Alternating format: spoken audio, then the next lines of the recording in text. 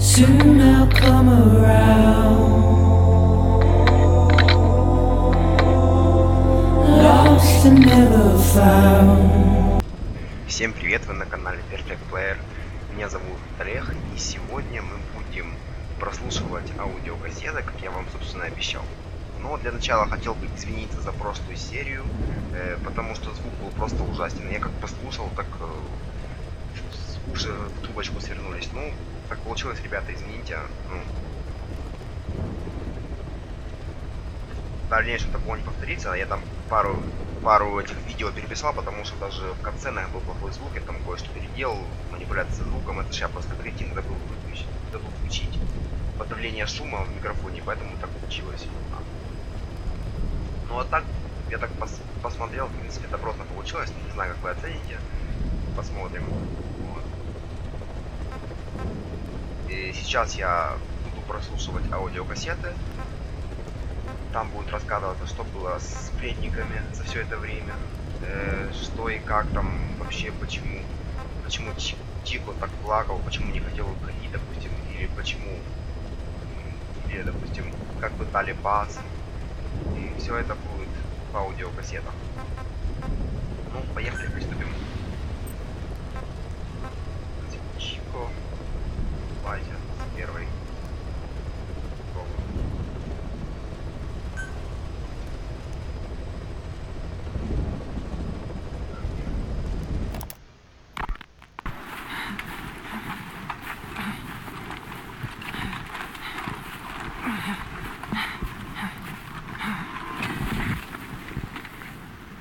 I made it ashore. I'm in Cuba. Security looks lighter than I thought. I wonder where Paz is.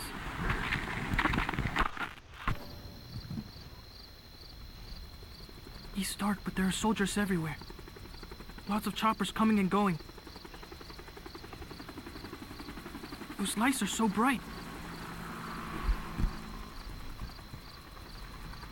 Time to get moving.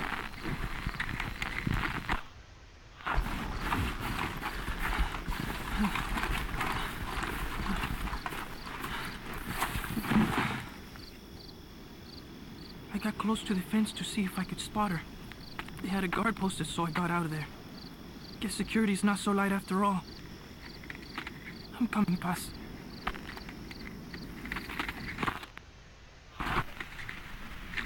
I'm okay. I'm okay.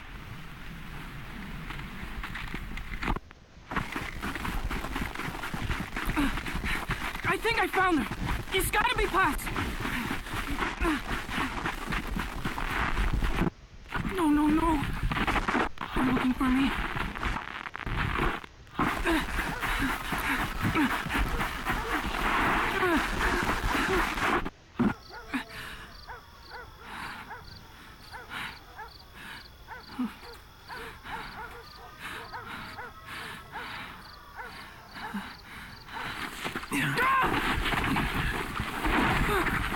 Enough! Quit that struggle! Got him secured. It's a kid.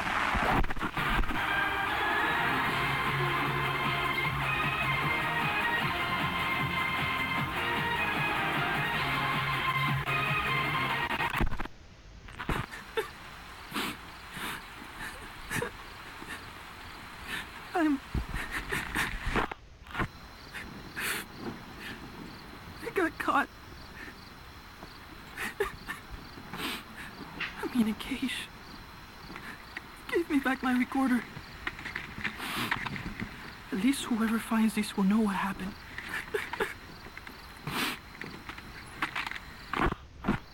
They're holding others here too. Still no sign of Paz.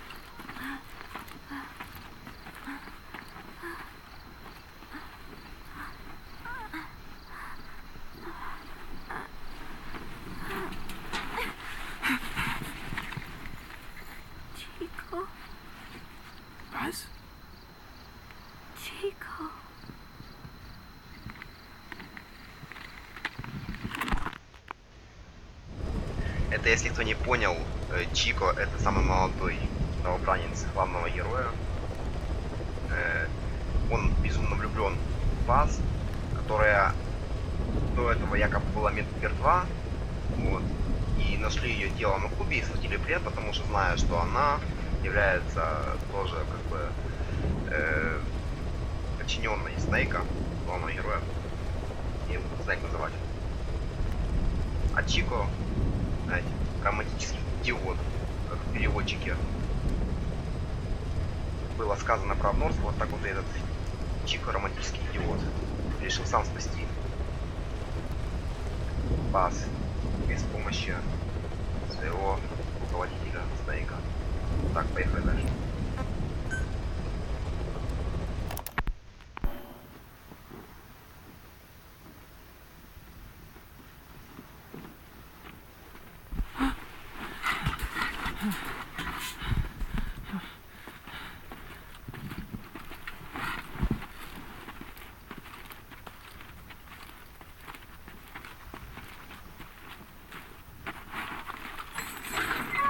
Don't touch me, you son of a bitch!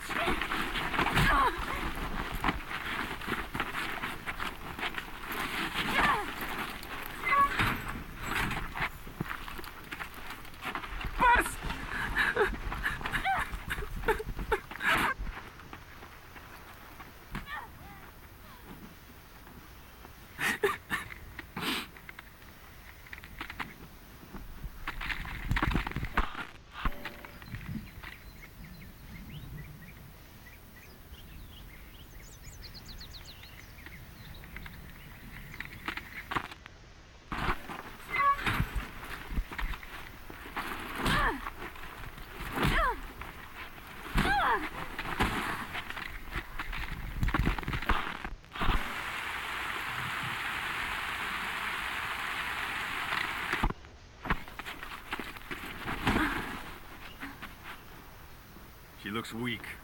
We need her alive. Yes, sir.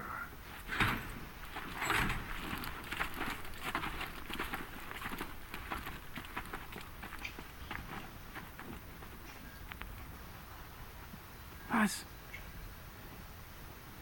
Huh? You're back early today.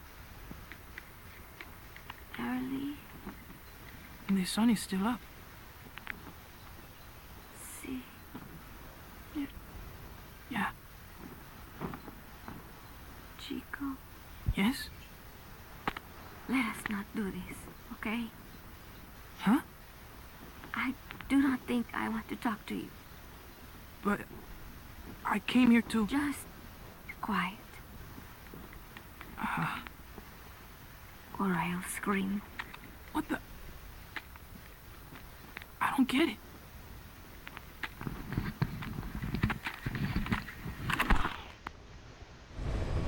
А эта Паз, короче, была еще двойным агентом. Это ее, так сказать, внедрили в ряды Снейка. Вот, для того, чтобы шпионить. А когда Снейк об этом узнал, то она трагическим образом случайно погибла. Ну как случайно там. Смотрите в описании ссылку, там все подробнее рассказано, но я там вкратце вам говорю, чтобы вы понимали, в чем суть. Почему она не хочет разговаривать там с... Женщина, что вы хотите? А дальше.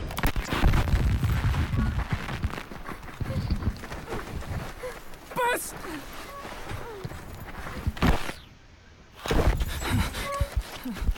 On your feet. Okay.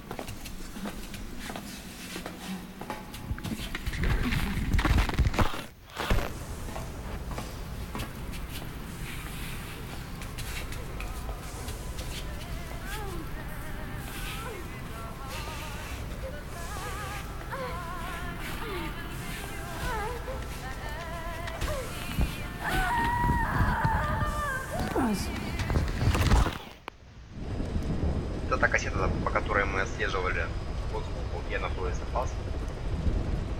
Там еще дверь скрипящая, говорит, что я знаю, где она находится. Ну, вы поняли. Дальше поехали. Подкос. Что-то жесткое, наверное.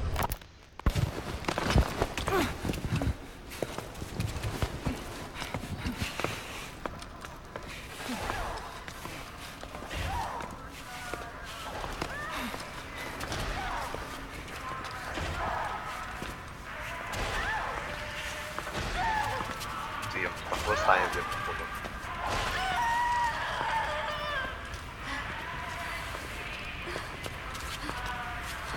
You've got company.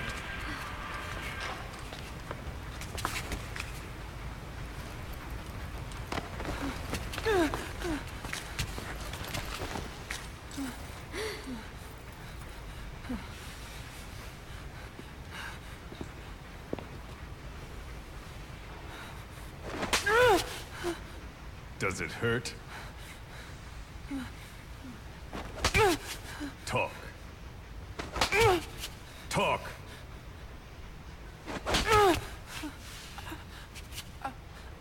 You can speak, can't you? Then talk. Okay. Okay. Good boy. Your boss and I go way back. Don't count on him coming to rescue you. If you're a real soldier, you'll find your own way out. But don't bother trying to escape. Let's say you get lucky, and you don't look very lucky.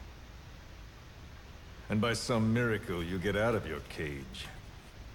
Let's even say you're able to elude the guards. Then what? The nearest Cuban border is 4 miles to the east. 4 miles of barren, America-controlled soil. Think you'd make it? You wouldn't get any help from the Cubans. And the border's a mess of live minefields. Think you'd make it through that? With your girlfriend in tow? If you were that lucky, you wouldn't even be here right now. But don't lose hope. There's another way out, for both you and the girl.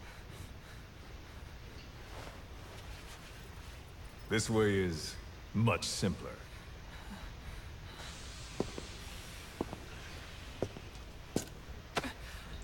I ask, you answer. Easy, right? Just tell me what you know. You're dumber than you look. Wasting your time torturing kids.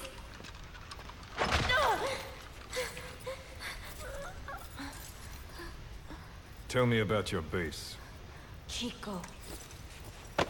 Well, Chico!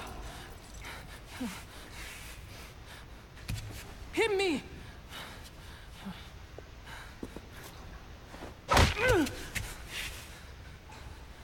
Again! trying to impress the girl, little man? How cute. All right. Let's try something else.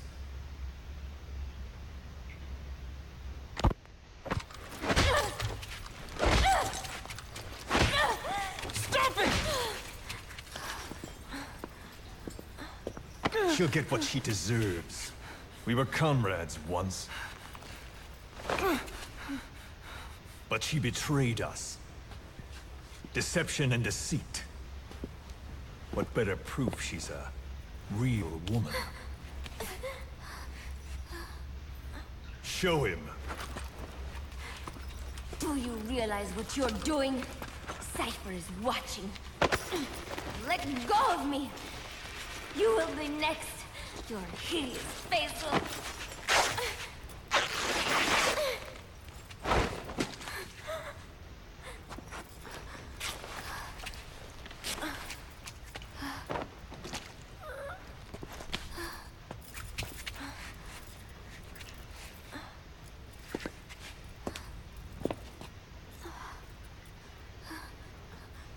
Repulsive, isn't it?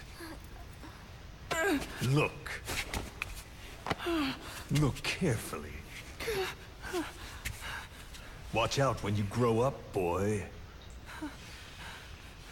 This is the kind of woman you'll want to avoid. Of course, scars like those make it rather difficult to lead a normal life. I should know. Continue.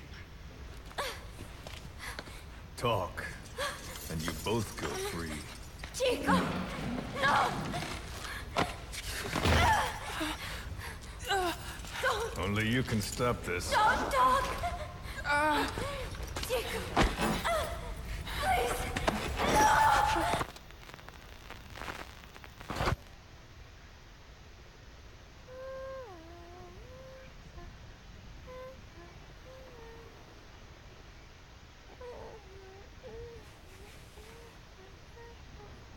Buzz.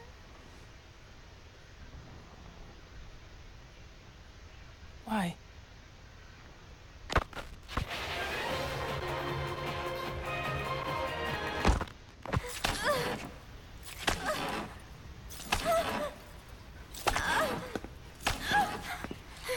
Move.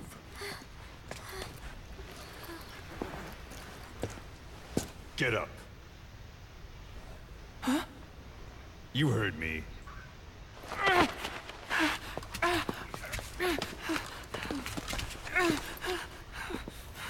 Do you like what you see? I said, do you like what you see? It's like fruit. Does she look sweet or sour? A man has to know these things. Time for a taste test. Either you take her now, or you're strung up next. Don't worry, Chico. No. No. It's okay. Chico, you won't hurt me. I don't. Get on with it. I can't. Chico, No. come on.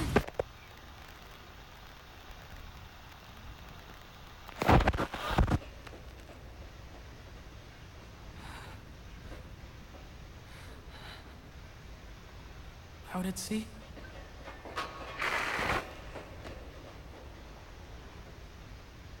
Staff of 300? Usually there's...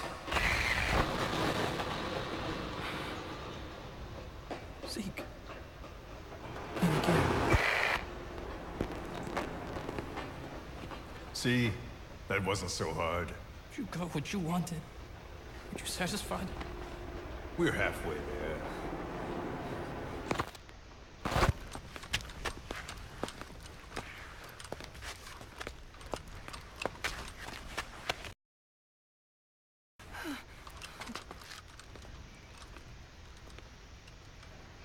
Chico?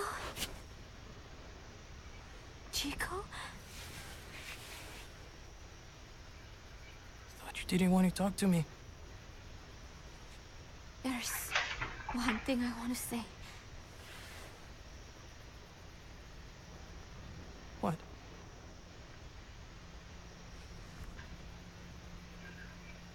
I missed you, Chico.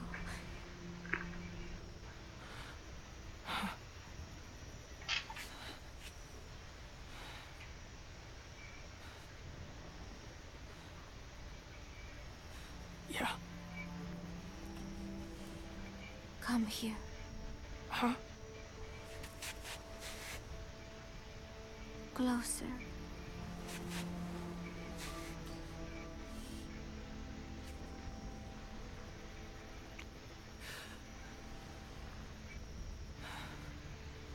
No. Sorry. Enough already.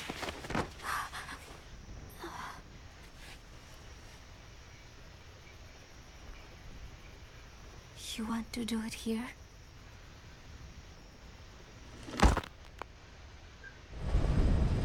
Да.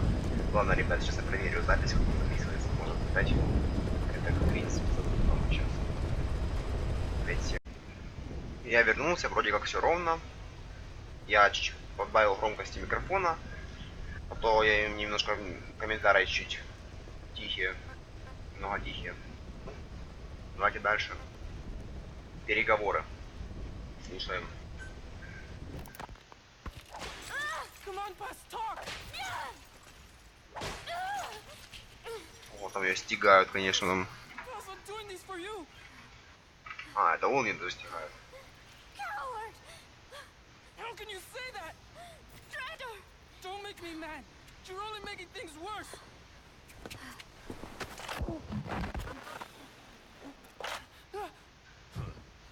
Take him back to his cage. What did I do? Бегите, как от себя. Что сказал? А перевести? Give it back.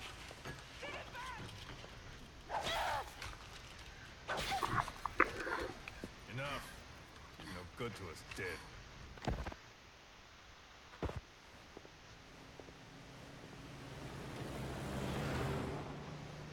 Надеюсь, звук нормальный.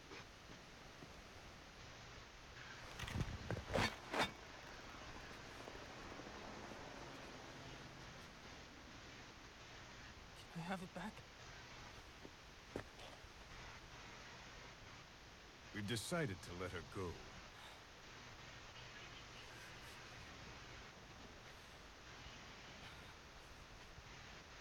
So, she talked. Told her she should have just gotten it over with. She's going back to your boss. But only her. Huh? Those were the terms. She said to leave you here. I suppose she doesn't much care for you anymore. That bitch. Now, you've got quite a problem on your hands. When she gets back, what will she say? That you talked? Sold out your comrades? Your family? You're finished. You mean I can't go home?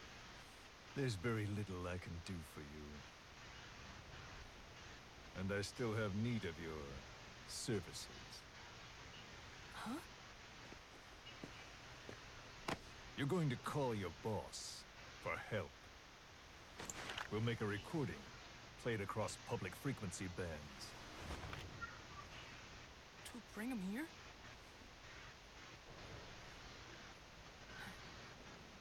Yeah, right.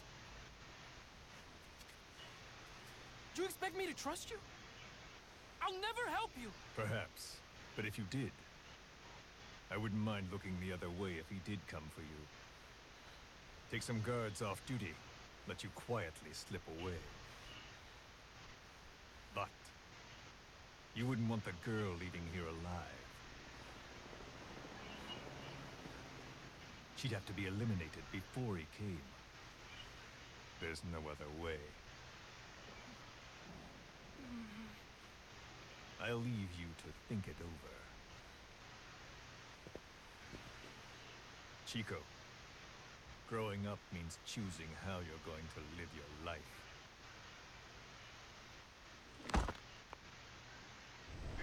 Вот так вот обрабатывает пацана. Жестко.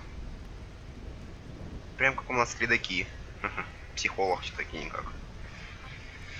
А, так, просьба о помощи Чико. Ну, тут это в начале игры было, когда эта музыка такая с кризиса шла, вот так вот. Все. Кассета проигрывалась, но, как говорится, повторение мать учения, послушаем ее еще раз. Snake, it's Chico. I need your help. Cypher's holding me on a U.S. military base in Cuba. Boss is here too. We're at the prison area on the coast. There are some cages to the east of a big building. It's an old, grassy facility. That's where we are.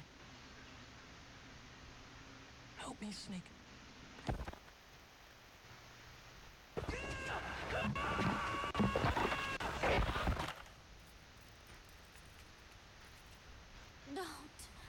Don't do it. Kids are natural, don't you think? What do you think Big Boss will do? He'll know it's a trap, but he'll come anyway. That's the kind of man he is. Don't. Thanks to your report, a nuclear inspection team is being sent to their base.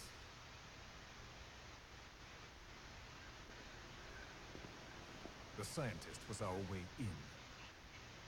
It all ends soon, exactly as I've planned. All thanks to you. Cypher would never. Yes, Cypher will surely mourn his death. I'll have no choice but to distance myself from the group. And then they'll eliminate you. No one will be left. Think about that. Big Boss or Cypher. You can only save one.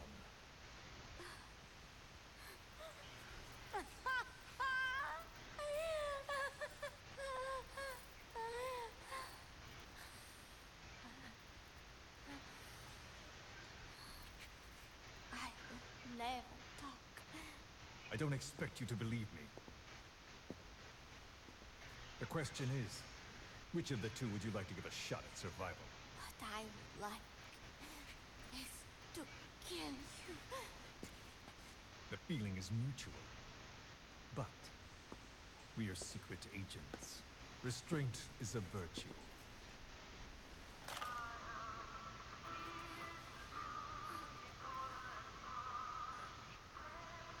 Your favorite song? Nicola, Bart, immigrants wrongly executed. But their death served as a message to others. That ours is a society that murders the innocent. Do you too believe your sacrifice will change the world? If so, the time is now. Cypher's been in hiding ever since his grand experiment. No one's seen him in years. All we hear are orders delivered by proxy. Except you. You met with him, face to face, in order to contact Big Boss. Tell me where he is. Where is Cypher? Where is Zero? I've never known choice. Where I was born, the language I speak. I've never had the freedom to choose for myself. But you, right now, are free.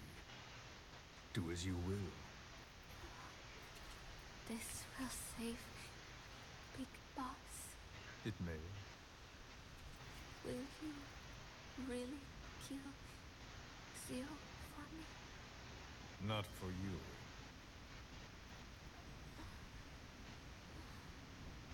All right. Zero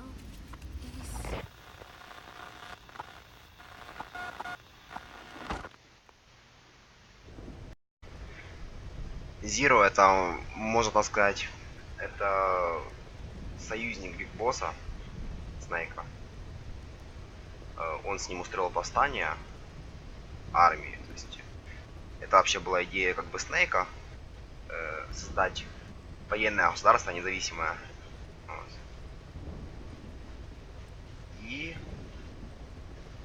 а Зиро это как мозг операция. Он знает все очень ценные сведения, я так понимаю. И Шифр его ищет через пас. А пас послана этим же шифром. Потому что она, получается, работала на шифр, ну, когда ее закинули к Биг Боссу. И сейчас ее пытают для того, чтобы найти этого Зиро и выяснить все планы его дальнейшие. Потому что он очень опасный для всего мира. Ладно, давайте послушаем последнюю кассету.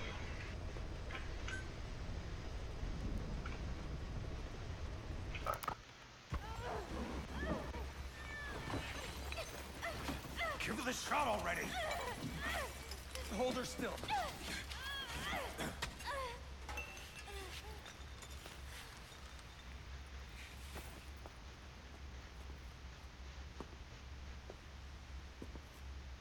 Prep the package.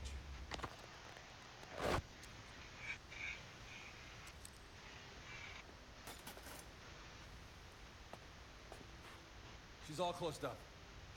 Timer set for your instructions. We can't have her waking up or dying on us. I gave her a transfusion, a nutrient cocktail, and an anesthetic. How long does she have? 24 hours, same as her cargo. She won't last much longer than that. To make room for the bomb, I removed organs she won't need. Almost there. Now for the second one. In a place they'd never look.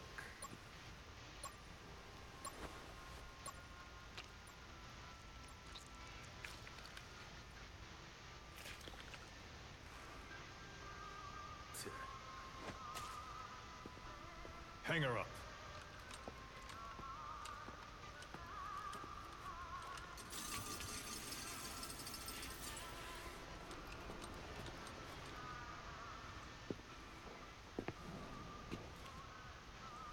You shall not see triumph. You've been most helpful, and I have one last use for you. To you I give a magnificent end, but an end nonetheless. The final moment is yours.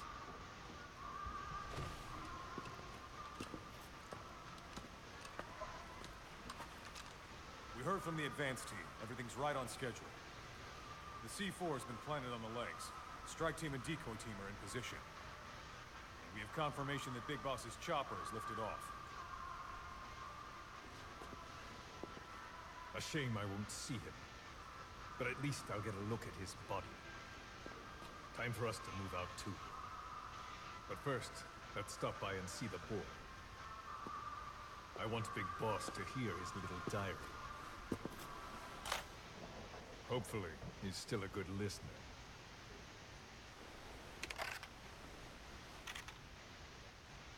Give this to the boy as a reward.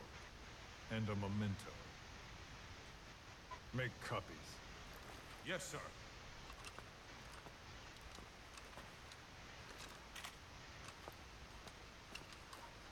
First Big Boss, then Zero. Liberation is at hand.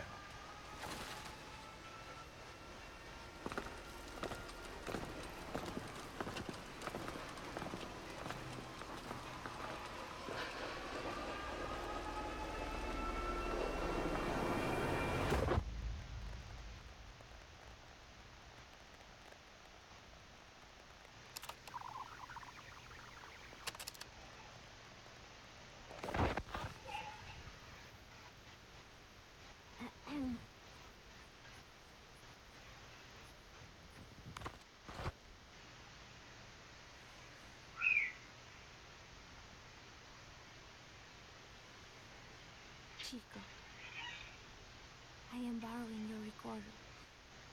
I hope you do not mind. I know it hurts right now, but it will all be over soon. Just thinking that helps keep the pain away. Chico, I would do anything to get you out of here. It is funny. I have never helped anyone else before. Only Cypher. That is the truth. I never imagined you would come for me. I was not very nice at first, I know. But I did not mean it. I was afraid they would try to use you somehow. But to be honest, having you with me here put my mind at ease. I hope that does not sound selfish. I thought I would never make it. Together, I think we can.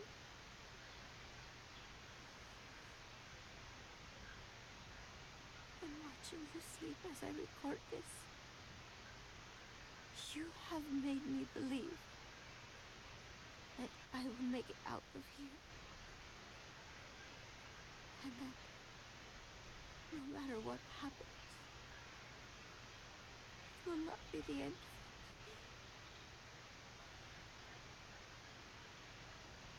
Thank you, Chico.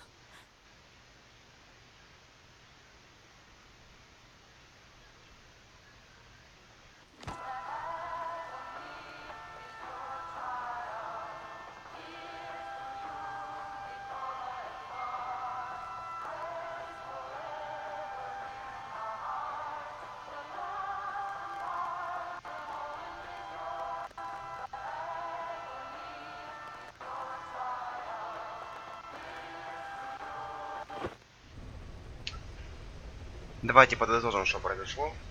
Получается, все это была операция, вся это была спланирована Скалфейсом для того, чтобы черепом, для того, чтобы выманить Биг Босса. А сами, как вы видели в начальном ролике, они снимают с нашивки Fox, ну, наоборот, Оп, как-то так, Оп, вот. Для того, чтобы как пройти под маской проверки и заставить главную базу Биг Босса врасплох. Что мы и замечаем в последнем ролике, что ихняя миссия выполнена и главная база ликвидирована, скажем так. Вот. В принципе, можно послушать еще аудиокассеты баз, тогда, когда она была двойным агентом. Не знаю, кому это интересно. Ну, те, кто проходил прошлой части, я думаю, ну, будет очень интересно, но те, кто не в курсе, то слушать их нет смысла. Ну, послушайте, если что, напишите в комментарии вопросы, я отвечу. Давайте послушаем.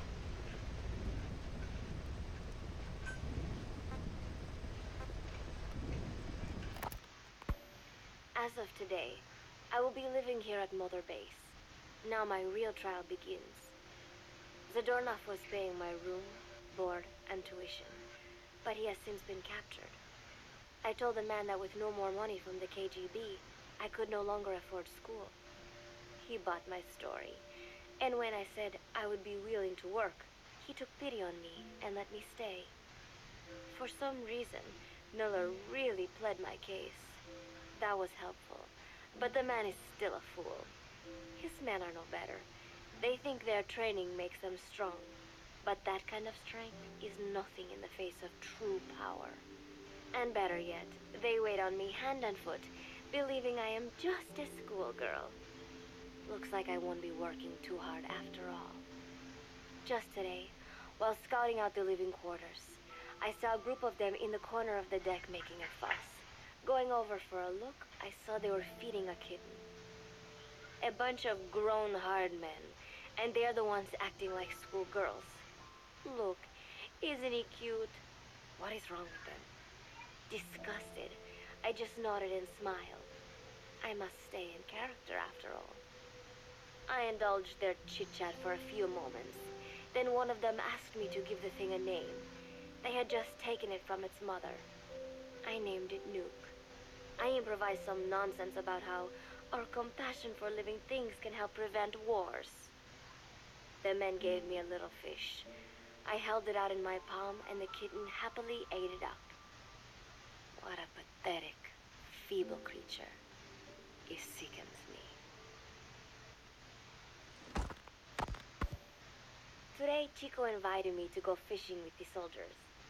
I suppose finding one's own food does have its merit, but I prefer not to be involved in such a degrading task. And their prattling on about fishing being fun is nonsense. I'm not here to find playmates. Nevertheless, distasteful as it was, I went along in order to maintain my cover. Chico thrust a fishing pole into my hands, and we went up onto the deck where several soldiers had gathered. They welcomed us warmly. With so few women aboard Mother Base, I'm treated like a princess. No one suspects I am neither a teenager nor a student. It was nice and sunny, with a gentle breeze and waves. As I cast my line and waited for a bite, the soldiers began to ask me all sorts of questions. As always, I answered according to our predefined scenario, feigning a smile. As I sat there feeding them lies, the fish began to bite, and the soldiers began to focus on their prey. Chico had his bait stolen by a fish, and got so angry that he stood up and nearly fell into the sea.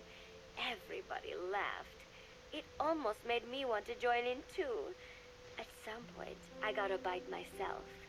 The instant after I felt that first gentle tug, the fish yanked the line with astonishing strength, and I let out a cry of surprise. I thought he was going to be huge. It was my first time fishing, and I was a bit flustered, so the soldier beside me helped by supporting the pole from behind. "Reel it in," they shouted. I nodded, turning the handle as fast as I could. I wondered what kind of fish live below the surface, and thought back to the deep sea dives I had to do as part of training. Those were difficult days, but I remember finding the multicolored fish gliding through the water incredibly soothing. After a hard fight, I pulled it up. To my surprise, it wasn't even half a vara, rather anticlimactic. But I wasn't doing it for fun, so I wasn't the least bit disappointed. Nuke was hovering nearby with an expectant look on his face, so I gave the fish to him. All in all, a thoroughly wasted day.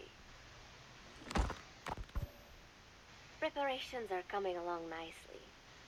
No one suspects me of being the one to let Zadarnov out of his cell. Today, Amanda and I taught Cecile how to make gallo pinto.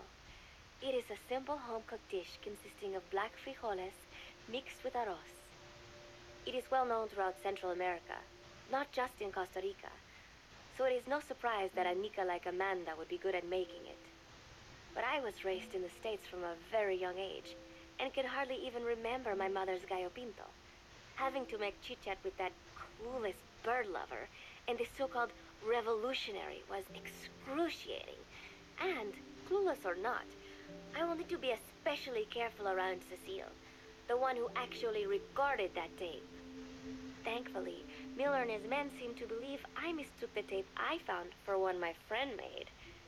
In any case, one can never be too careful. Anyway, the three of us minced garlic and herbs, then cooked them in a pot with frijoles we'd soaked overnight. While waiting for them to cook, we sautéed onions and arroz in a frying pan. Cecile worked the frying pan according to Amanda's directions, but seemed a bit glum. She does have a knack for cooking, though. She is French, after all. We added water to the pan and watched the arroz begin to steam. While we waited, Amanda shared memories of her mother with us. They had been separated because of Simosa, but the taste of her mother's cooking was still fresh in her mind. When the frijoles were ready, we drained the water, stir-frying them with the rest of the vegetables. Quite a complicated process for home cooking. Nonetheless, It kept them occupied. The longer we sat and talked, the greater the chance of my arousing their suspicions. With women, it is not enough to just bat your eyelashes and giggle. It takes a lot of effort to divert attention. When the arroz was done cooking, we folded it into the frijoles and added salsa, stirring the mixture as it simmered. At this point, for some reason, the conversation turned to romance. Why does it have to be that way whenever women get together and chat? Cecile fancies herself to be well-versed in such matters, and gave Amanda all sorts of advice. It was harmless enough, until, to my irritation, she began pestering me whether there was anybody I liked. Not right now, I said, trying to dodge the question. But she pressed on. It's Snake, isn't it? I gritted my teeth and played it coy. Maybe. Cecile nodded and giggled. He is pretty sexy, isn't he? What a ditz. It's all I can manage to just survive. The thought of romance has never once crossed my mind. I have no interest in that kind of man. Soon enough, a rich aroma began to fill the room. The gallo pinto was ready. New came over and rubbed up against our legs, looking for a handout. Unfortunately, it was not the kind of food a cat would like. We let a few of the soldiers have a bite, and then headed off to the mess hall. The home-cooked flavor we'd achieved was a big hit with the men of MSF. Not that we are trying to impress them or anything. Even I could manage a dish like that. Snake enjoyed it too. Let me make this absolutely clear. I have no interest in that man. Football, or soccer as it is known in the States, is extremely popular here. It has not caught on yet in the US, but it has legions of rabid fans all across Latin America. These fans can get so rowdy that it is commonly believed El Salvador and Honduras went to war in 1969 over scuffles in a soccer match. In reality, tensions between the two countries were already high. The match was merely one of the sparks that set them off. But these people are so passionate about this sport that the story seems plausible. Predictably, many of the soldiers here are fans. They have apparently divided themselves into Costa Rican and Nicaraguan teams and started playing each other. To play, you need a ball and 2 goals. The R&D team built and set up simple goals on the deck. I had absolutely no interest, but Chico insisted that I come and watch. It was not a proper match by any means. The pitch was not even regulation size, but the players and spectators alike got pretty excited. They banged empty cans and shouted cheers through the handmade megaphones. It almost felt like carnival. Huey, the referee, blew a whistle to start the match.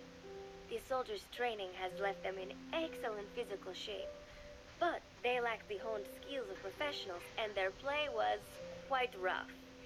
Midway through, one of the men collided with another.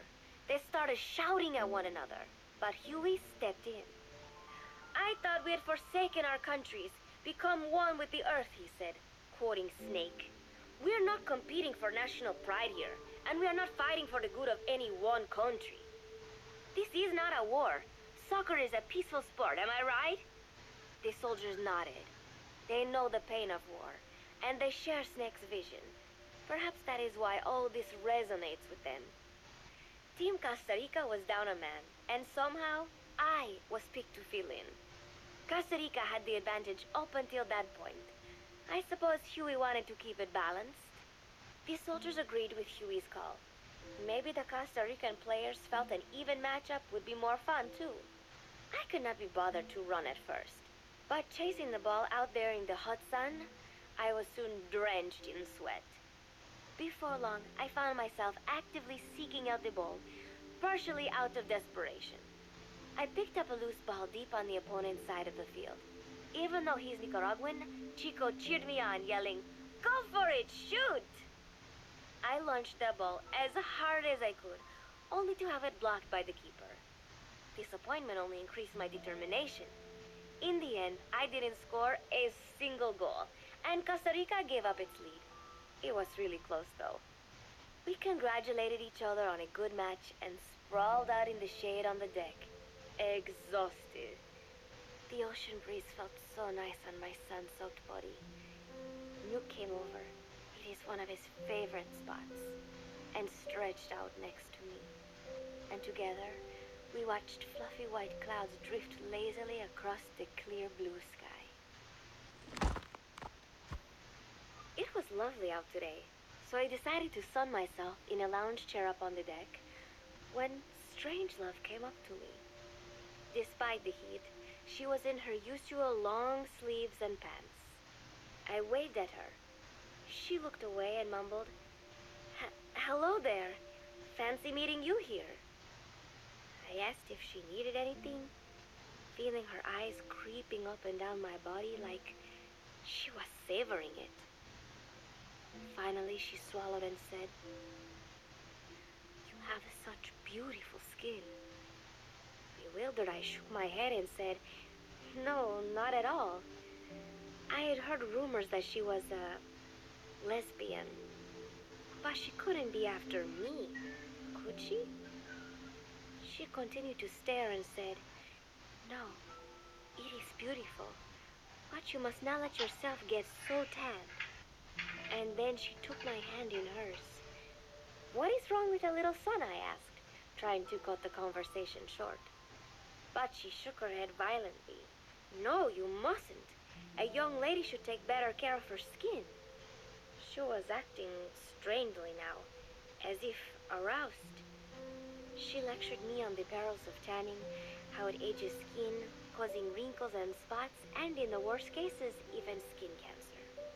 I knew already that tanning could cause spots, but I thought only pale-skinned Anglo-Saxons had to deal with that. Having a scientist tell me it causes aging, though, that spooked me a little. If I am to keep playing the teenager, I will have to start paying more attention to my skin. Sensing my anxiety, she took a small tube from her pocket. She said it was the sunscreen she always used. She told me to keep it. I didn't know what to say. I was more than happy to take it, but exactly what were her intentions? Was she merely being nice? Or is she really into me? Either way, there was no reason to refuse, I suppose. I have undergone training. An out-of-shape woman does not pose any real threat to me. Having power means not being afraid. It is the same on a global scale. A country with nukes can dictate terms to a country without them. I thanked her and took the tube. Then she offered to put some on for me. She squirted some lotion onto her fingers and began rubbing it into my chest. It happened so suddenly, and I was so taken aback that I did not even think to protest. She caressed my stomach with her long white fingers, then slid them upwards between my bikini-clad breasts.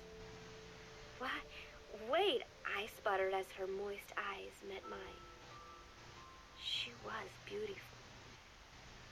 Somehow, I found myself captivated by this woman more than 10 years my elder.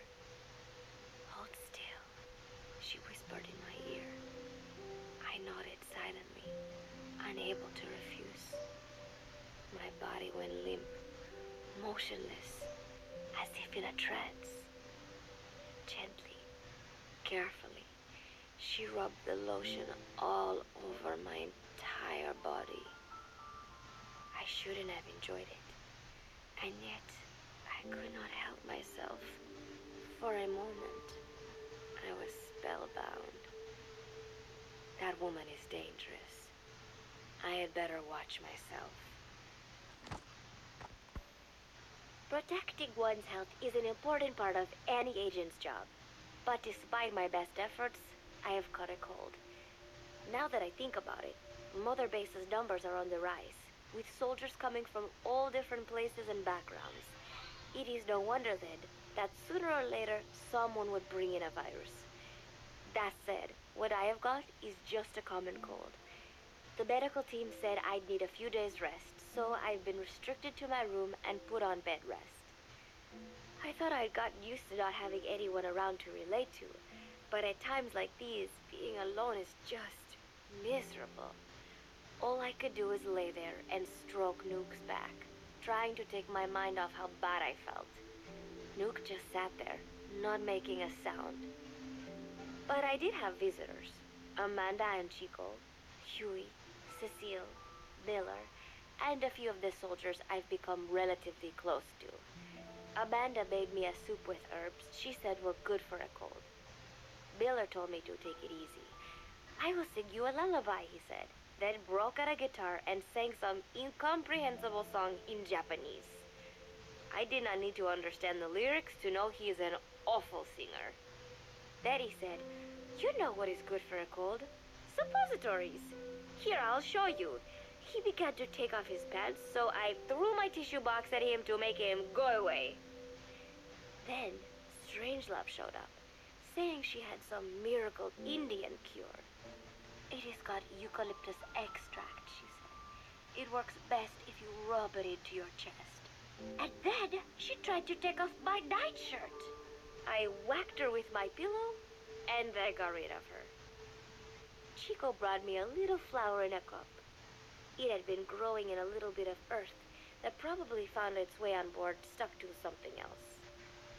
"I found this on the deck. Here, you can have it." He tried to act nonchalant, but I am pretty sure he's got a crush on me. None of them understand. If they thought these little visits would cheer me up, they were wrong. Tonight, Snake himself came to my room. Like the rest, he believes I am just a schoolgirl and treats me as such. "Why did you abandon your country?" I asked him. "Why create the MSF?" Of course, I knew the answers already, but I wanted to hear it from him. As I had imagined, he was not exactly forthcoming. All he would say is that his country abandoned him because all he could do was fight, and that is why he needed the MSF, because that is all he is any good for. Then he said, "Fighting is the only thing I understand, but that does not mean I have got a grudge against those who believe in peace. I am not one of them, and I do not believe in peace. Conflict is in man's nature. We fight our enemies in order to survive. Maybe we are not so different after all, he and I. But that is exactly why I'm going to have to kill him, or else he will have to kill me. When I stop and think about this wretched existence, being killed by a man like that suddenly does not seem like such a bad thing." Every month, Mother Base throws a party for all the soldiers whose birthdays fall in that month. There is something strange about a military organization having parties. Really though, it is just an excuse to drink and make noise. It is not easy to get alcohol in a fortress in the middle of the ocean. Most days they are training from dawn till dusk. They do not have time for things like drinking. That is why Snake and Miller came up with the idea, to give everyone a chance to let loose. Obviously, a bunch of boors like that are not going to bother with blowing out candles on a cake. Rather, they sit there in a cloud of cigarette smoke, drink beer, eat meat, tell tasteless jokes, and swap crude insults about one another's hometowns. But it hardly ever breaks out into something serious. They talk up a storm, but they're just having fun. It is funny. You have got members of FSLN rubbing shoulders with the UCLAs, people who once would have considered the other mortal enemies. I wonder if that is what makes Big Boss so popular. In leaving their countries behind, they leave their hatred for other countries too. Miller seemed a little protective of me. "Hope they're not being too crude," he said. But soon enough, he too was drunk. He yelled, "Come here and take a look at the real Kazuhira Miller," then dropped his pants and mooned everybody. The other soldiers burst out laughing. I have never seen such a crude, ridiculous party before. And yet, all these people, laughing and acting the fool. Is this what they call peace? For some reason, I began to think about all that has happened since I came here. Fishing with Chico, cooking with Amanda and Cecile, playing soccer, having visitors when I caught a cold. When I stop and think about it, my time here has been the most peaceful of my life. But that is about to end. I cannot imagine he will be willing to negotiate. It seems I'm to fight the legendary Big Boss. I do not know if I'll be able to beat him. But if I have to choose between death and defying Cypher, I will gladly choose death. The thought of dying does not scare me. But if I disobey my orders, the fear and despair awaiting me will be far worse than anything I can imagine. It was Cypher who took me in as an orphan, gave me food and a place to live. His orders may have been unreasonable, but I will never repay my debt entirely. It seems I have no choice. I must fight this man. I must fight Snake. Do you know Miller, Snake's right-hand man? Apparently has got at least one serious weakness. He is an insatiable womanizer. He does not bother me, most likely because he considers teenagers off limits. But he has hit on every single one of the few female soldiers here at Mother Base. They ought to be telling him where to stick it, but end up falling for it so easily. I think some of it stems from the fact that he is actually not that bad looking. Anyway, today, that nasty habit got him in trouble. He and Snake got into one of their rare fights, and I was there to see it. They burst out of the showers, completely naked, trading punches. I am no child. The sight of a naked man does not make me blush, but this was something else. Maybe this'll teach you, Snake yelled as he slammed his fists into Miller's chest. I heard later that apparently he'd been two-timing someone, and that same someone had gone to Snake with her troubles. As I see it, it is her own fault for letting herself be deceived like that. If she is too dumb to see through Miller's lies, then she got what she deserved. But this was not the first time it had happened, or the second, and Snake read Miller the riot act. Miller argued back, and what began as a shouting match turned into a fist fight. "You son of a bitch," Miller yelled as he swung. "Not bad," said Snake, smiling, "but not good enough." And then he was back on the offensive. They had already been at it pretty hard in the showers, and their bodies were covered with bruises. Both of these men had been trained for war, their bodies deadly weapons. They were each bleeding from a dozen places. All this from a fist fight. Even so, it was far less gruesome than if they had given it their all. It was obvious that one of them would be dead were they fighting for real. Miller took another swing, yelling, "Try this then!" Snake parried, then responded in kind. But I could tell he was not aiming for anything vital. "You are one tough bastard, boss," Miller muttered. A smile crept across his face as he caught his breath. And then they went right on fighting. Blood and sweat flew off their glistening bodies. It was combat without hatred or hostile intent. I had never seen violence like this before. And yet, it was more than just a friendly tussle. They were utilizing every technique they knew. It was not a sporting match. They were not playing by the rules. How could they keep this up? At last, the two men tired themselves out, and the bizarre scene came to an end. They looked at each other's battered bodies, and then burst out laughing, embracing and congratulating each other on a good fight. It all seemed so idiotic. I still cannot fathom such behavior. But somehow, I got the sense that for all his womanizing, Miller really only trusted one person, and that was Snake. There was no way I could ever come between the two of them. And at that thought, I began to feel as if I had lost. All of Mother Base is preparing for a festival. Since Snake and his soldiers spend so much time fighting, they are setting aside one day a year for peace and relaxation. I do not know all the details, but apparently that is what Snake and Miller decided. These soldiers love the idea, of course. There is so little fun to be had here that everybody looks forward to events like these. That is all well and good, but somehow I got roped into getting on stage. "Come on, we even both have peace in our name," said Miller. "And Zadarnov, that old Ruski's name, has something to do with peace too, right? Hey, as long as we're having a day of peace, we ought to get an act together. The Three-Piece Band." I thought he was joking. He then proceeded to share his idea without bothering to check with me.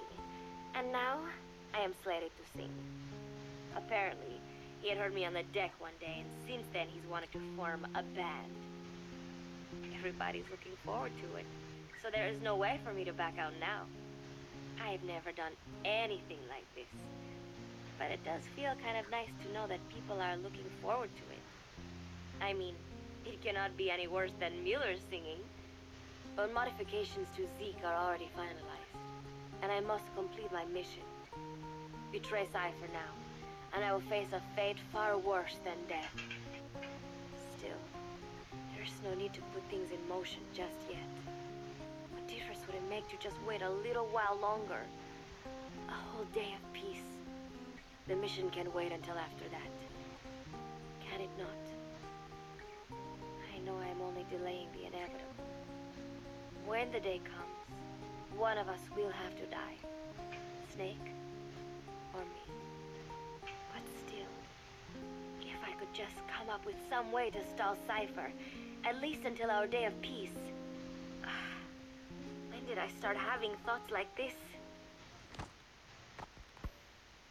My cover is blown. They know nothing of Cypher or my true objective, but they know I am a spy. There is no more time left. I must act now. I must complete my mission. How did it come to this? All I wanted was 3 more days. Just 3. Miller's already finished writing the song. It is called Love Deterrent. It is about a girl who cannot express her true feelings. I've been practicing. I am no pro, but I was pretty sure I would do a decent job. And now this. Cypher found out that Zeke was complete. He must have someone inside Mother Base besides me, spinning his tightly wound web of control, leaving no room for individual will. Typical. When they found out Zeke was complete, I was ordered to execute the operation immediately. If I was going to enjoy just 1 day of peace, I had to ensure the plan could not move forward. I tried to sabotage Zeke. I thought by damaging the drive system, they would have no choice but to delay their plans. I waited until midnight, and then snuck into the hangar. There would be trouble if it looked like sabotage.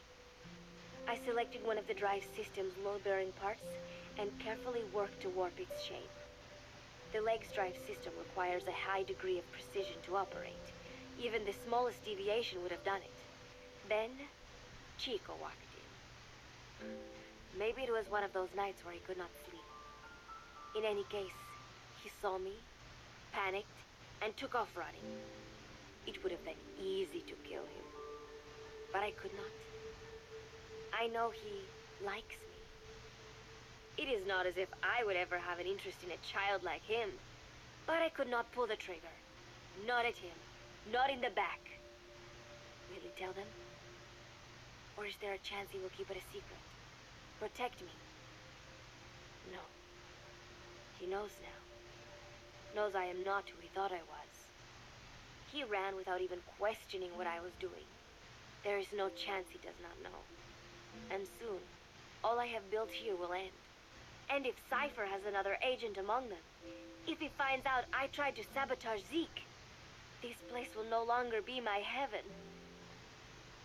Then it is settled. I make my move now. Chico walked in before my sabotage was complete, so Zeke should still be operational. It might not run at full speed or power, but I do not have time to fix that. Without Zeke, I do not have a chance in hell of winning. I must act fast before Chico sounds the alarm. I knew it would come to this. I just did not think it would be so soon. It is time, Zeke. Metal Gear Zeke. Activate. Вы знаете, что сейчас только что произошло?